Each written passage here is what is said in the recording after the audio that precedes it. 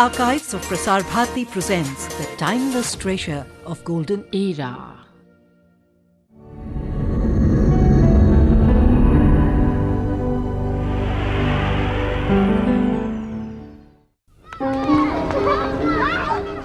When a child laughs, 1,000 angels are born. When a child dares to dream to reach the stars and traverse the galaxies, a Kalpana is born.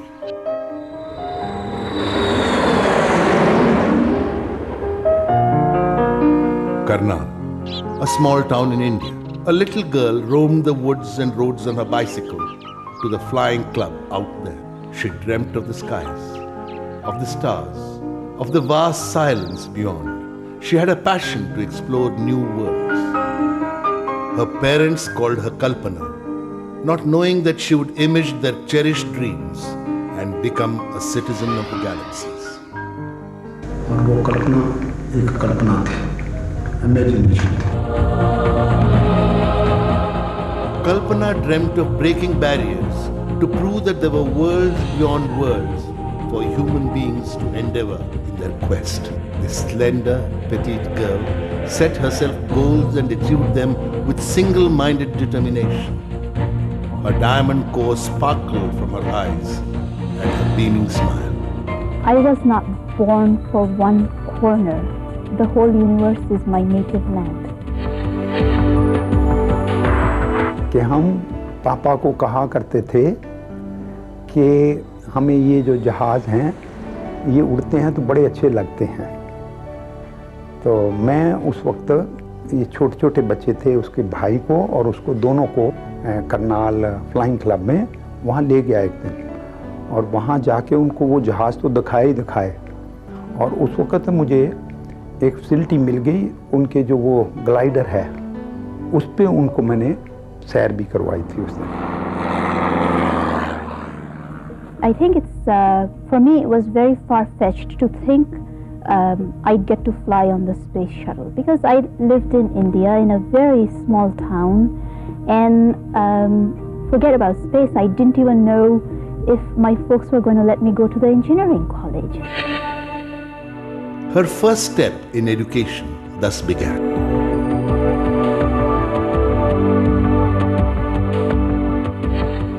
She's mentioning in 97 about mentioning me, paying her regards and sending all or whatever. I mean, she could talk about the institution. I owe my all gratitude and all my this thing, what I am today, to the institution.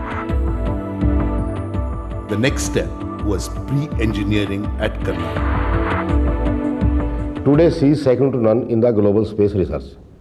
Ironically, her roll number in the pre-engineering class in this college was 1. These labs became the initial launching pad to propel her on her dreams of conquering space. Kalpana Chawla was slightly different from other girls. She was bold enough to face anything. As far as her subject mastery was concerned, she was very curious to ask more about mechanism in chemistry and then to know the geometrical aspect of the various molecules and how geometry is decided. She was the first woman to graduate from here with a bachelor's degree in aeronautical engineering in 1982. Kalpana Chawla has been an alumni of this college. She passed out in 1982. She has done PEC proud by becoming a citizen, a global citizen. Not only that, in the words of President of India, she has become a citizen of the Milky Way. These aeronautical labs have a tradition of determination inscribed there by the perseverance of students. I was 4 years senior to Dr. Kalpana Chawla. About her, I remember one interesting incident. It is that there used to be ragging at that time also. When she was caught by her seniors for being ragged, so instead of being ragged, she ragged her seniors. She began a college society that had brainstorming sessions to explore new avenues of science. But Punjab Engineering College in Chandigarh was not to be the end of the road for Kalpana. तो उस वक्त मेरे friend ने मुझे कहा कि भैया ये आपकी बेटी जो ये हमारी बेटी है इतना पढ़ चुकी है और बाकी पढ़ाई उसकी यहाँ नहीं है, बाकी पढ़ने के लिए इसको अमेरिका भेज दो। तो तैयार थी जाने के लिए, चूँकि इसको एडमिशन मिल चुकी थी, 2 यूनिवर्सिटी से मिली हुई थी एडमिशन। क्योंकि मैं 2 महीने के बाद आया था तो ये बड़ी थकी गई थी मेरी इंतज़ार कर करके, लेकिन मुंह से नहीं बोली थी। तो कल्पना जब मुझे मिली तो बड़ा रो के मिली थी, तो कहती पापा आपने मेरा कैरियर ख़राब कर दिया। तो मैंने उसको कहा नहीं बेटे तू बिल्कुल जा सकती है, तुझे कोई नहीं रोक सकता। Armed with a degree in aeronautical engineering, a head full of dreams, and the determination not to let anything or anyone come in the way of realizing them, she started her journey to Texas in 1982. Kalpana moved to the U.S. in September 1982, and she moved to an apartment 3 doors down from where I was living. She was accompanied by her brother at the time, and I actually met them within the first hour of her arrival. And we discovered we had many common interests, flying and diving and that kind of thing. And we spent a lot of time together, and that resulted us in getting married in December of '83. Actually, it wasn't a surprise because I didn't know what the context was. I just received a message saying I'm in. Then when we reported to Johnson Space Center in February '95, it wasn't as an astronaut, it was an astronaut candidate.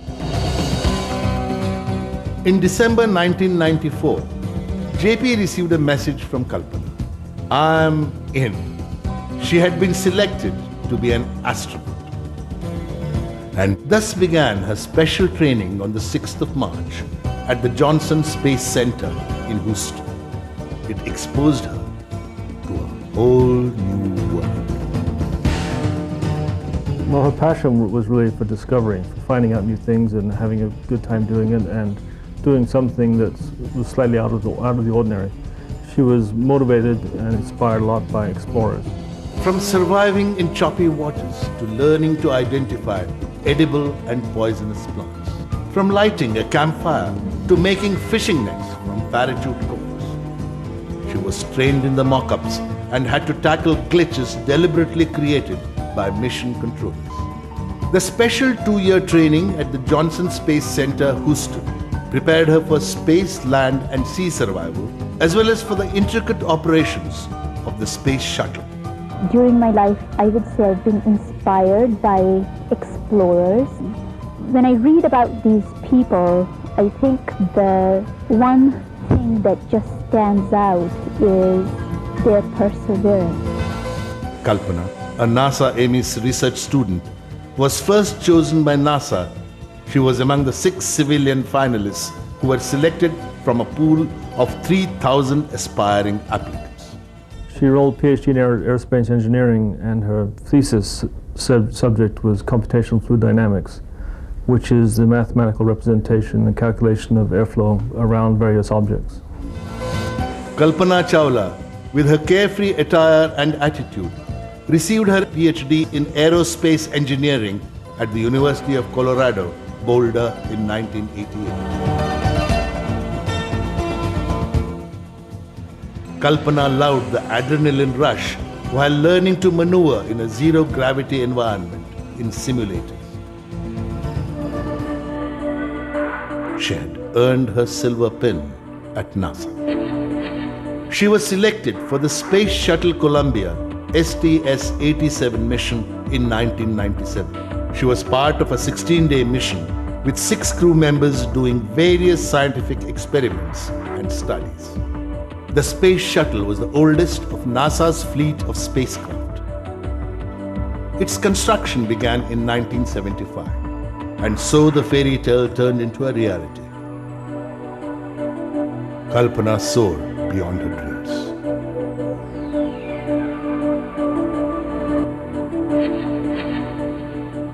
Columbia was to go on its 27th mission at 1:46 p.m. CST 1997.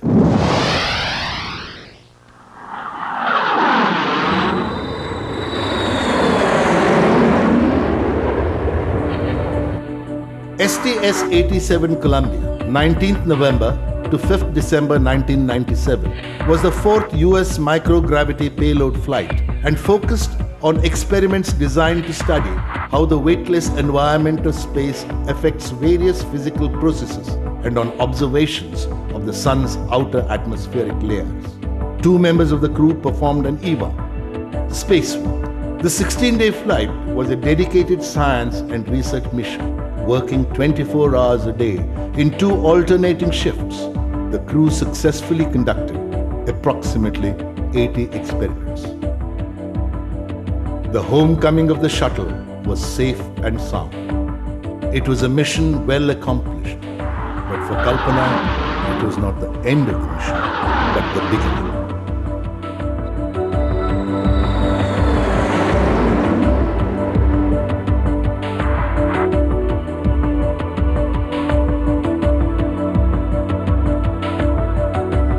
When STS-87 landed safely, she exclaimed, "I'm ready to go again." But she added with characteristic humility, "It was a lot of fun for me achieving those things, but it's really no big deal because anyone can do it." There were smiles all over and a collective sigh of relief from those who sat in the control room when the shuttle got back safely. India proudly joined the rest of the world in celebrating the feats of her first space woman. She was an achiever, but she wanted to share her experiences with others. A girl who has gone so far. She gave as a Guru Dakshina after her first Odyssey that 2 students of my school should come and see NASA's institute, how we people are working and what for this institute is.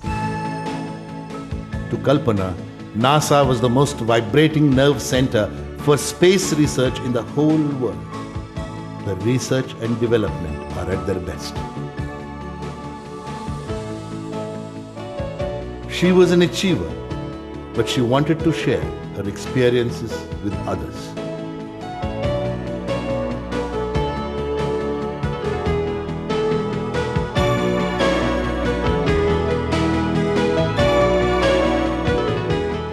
Every year, 2 girls from her school at Karnal are invitees to NASA, courtesy Kalpana. And I went to NASA in 2002.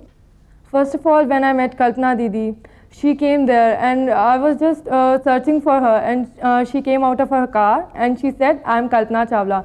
So I was very impressed by her because I was just her kind of girl. So I had a dream that I will also go like her. So it was a really amazing experience to meet her.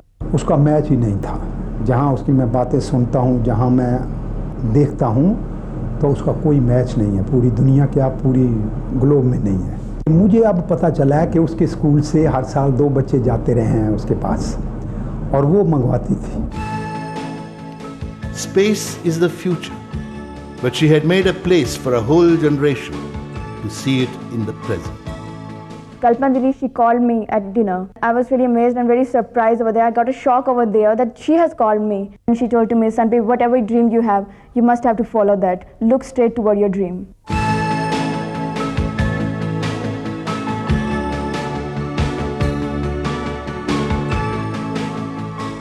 The 16th of January 2003, the D-Day. Her second mission was STS-107.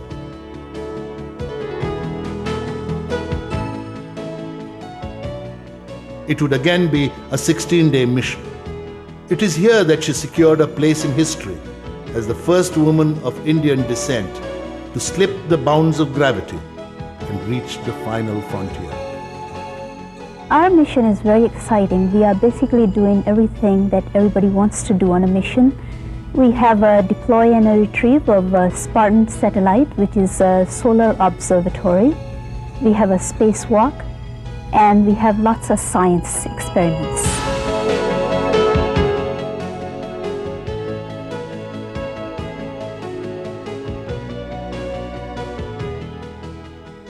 The 7 crew members were Rick D. Husband, Commander; William C. McCool, Pilot; Michael P. Anderson, Payload Commander; David M. Brown, Mission Specialist; Laurel B. Clark, Mission Specialist; Ilan Raymond, Payload Specialist; and of course, Kalpana Chawla, Mission Specialist.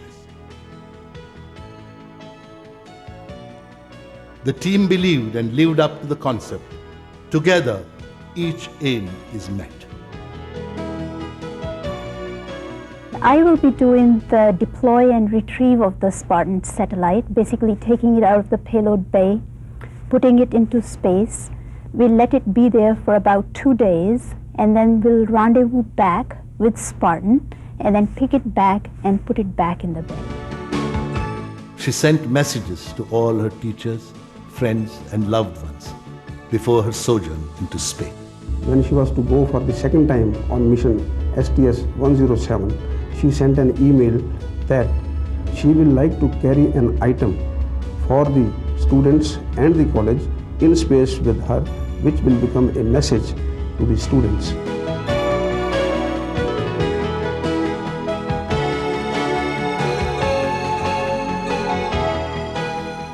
The second letter which we received recently for her second odyssey, she specially said it, I would like to have some sort of an insignia to carry into the space if it is sent by Miss Nirmala Nagudripad. Kalpana was the mission specialist. The mission was to carry out tests for the release of the free-flying satellite to study the outer layers of the sun and the effect of microgravity on a variety of materials.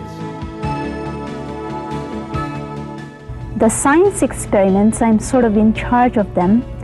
We have a lot of experiments which are sitting in the payload bay. Some of them are autonomous, they are controlled by ground, and some of them are inside the mid-deck, and I'll be doing hands-on interactive experiments there. The 28th mission of the Space Shuttle Columbia was about to begin. Thursday, the 16th of January 2003, the launch countdown proceeded as scheduled. 9:18 a.m. EST, a go was given to close the hatch.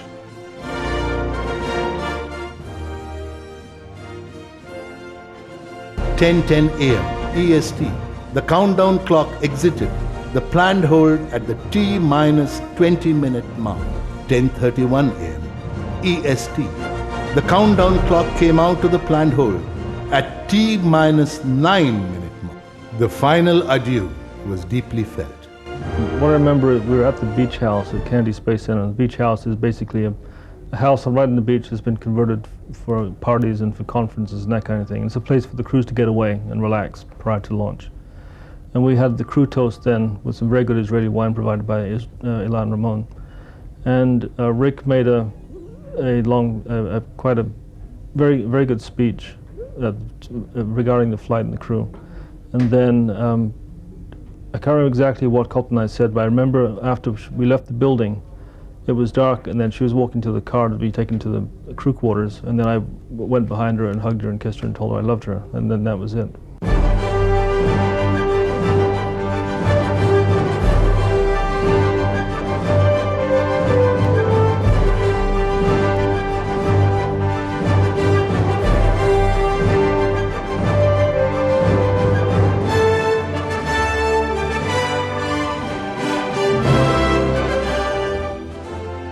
It was now time to leave the planet Earth from Kennedy Space Center, Florida. The final command was given by the mission director from the launch window.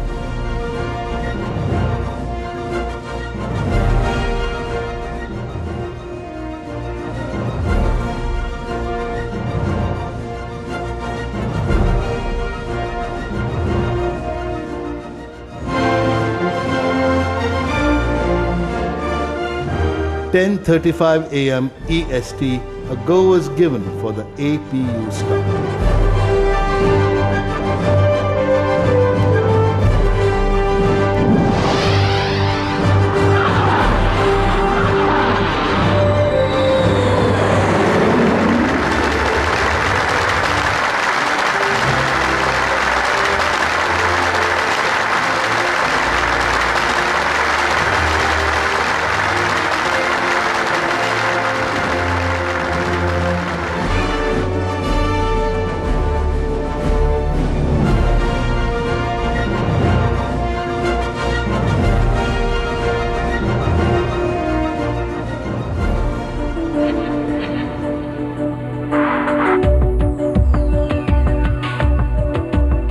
STS-107 was a multidisciplined microgravity and earth science research mission with a multitude of scientific investigations conducted continuously during the planned 16 days in orbit.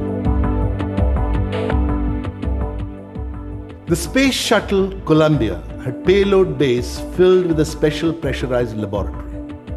It was not just a flight out into space, it was designed for scientific studies. The 16-day mission was to focus primarily on scientific experiments in microgravity.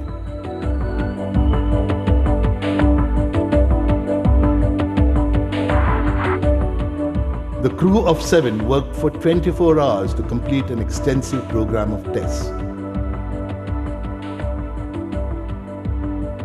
Kalpana was the mission specialist.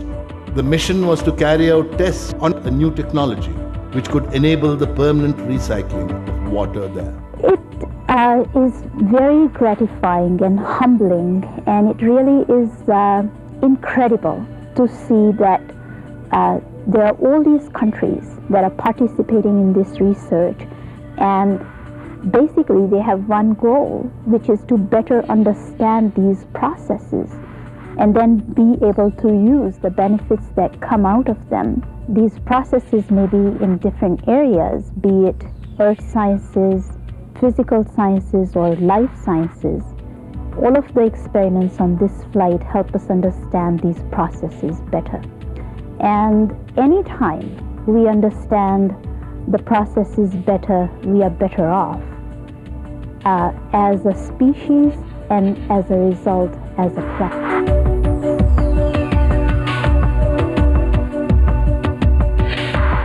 The Freestar payload, a hitchhiker payload, was used through the 870 Shuttle Small Payloads project. The Freestar consists of separate experiments. It was done on a cross-bay multipurpose equipment support structure. The carrier avionics provides the interface to the electrical system, the payload power control, and command and telemetry capabilities.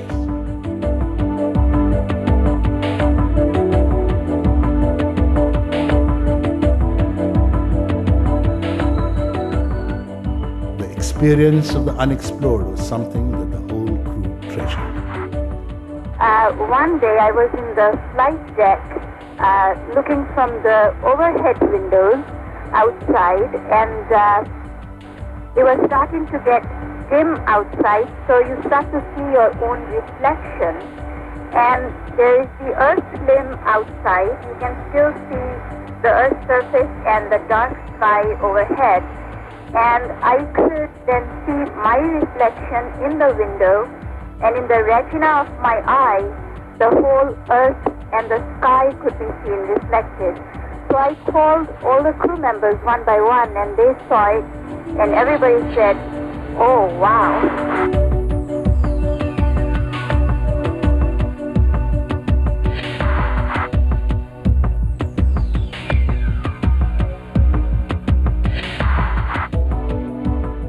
The anticipated moment had arrived. Mission accomplished. Homecoming was now on the agenda. They were now ready for friends and family. After 15 days of round-the-clock experiments in complete isolation from the Earth, they would hear again the sounds of the world and its people. Good morning, Ken. Good morning to all, and special good morning to my wife, Rona, the love of my life. רונה, אהבת חיי והילדים, אני אוהב אתכם, את כולכם, ומתגעגע. This was a small and a short sentence in Hebrew saying that I love them, I love Rona, and I love the kids, and I miss them.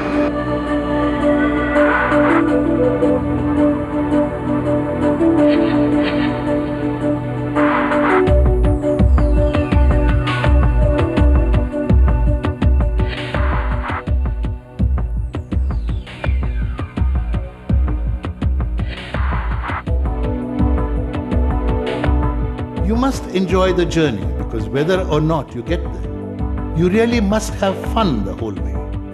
And so Kalpana with her crew lived, laughed and learned.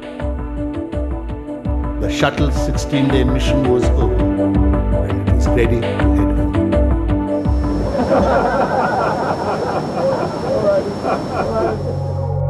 9:16 EST, the 1st of February 2003. The touchdown was set. 8:15, Columbia begins its deorbit burn. 8:52, first indications of problems begin. Unusual temperature rise. 8:57, skin temperature sensors fail. Mission control contact shuttle. Columbia, Houston, we see your tire pressure messages. We did not copy your last. There is a very short delay before the shuttle gets back. Roger, the line is lost. 16 minutes before the landing.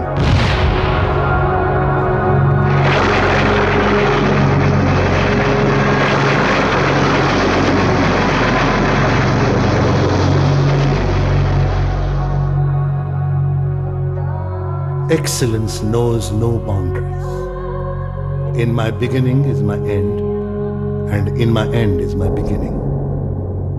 Kalpana lived her life to inspire future generations to join her as a citizen of the galaxies.